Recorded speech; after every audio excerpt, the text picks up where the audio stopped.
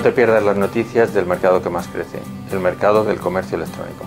Inditex confirma su buen momento y si hace unos días Amancio Ortega se convertía durante unas horas en el hombre más rico del mundo, ahora el grupo textil ha superado un nuevo récord y ha alcanzado un nuevo máximo histórico en bolsa con un valor de 104.439 millones de euros. Delivery llegará a Madrid el próximo 2016. Su modelo de negocio se basa en la entrega express en menos de una hora de los productos de alimentación realizados por una personal shopper.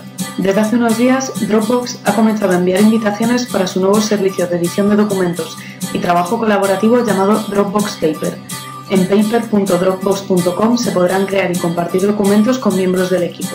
Nintendo se une a la fiebre de las aplicaciones para dispositivos móviles y lanzará durante el próximo año Mi Tomo, una herramienta que mediante los populares Mi permitirá a los diferentes usuarios interactuar unos con otros. Celeritas te trae las noticias e-commerce de la semana.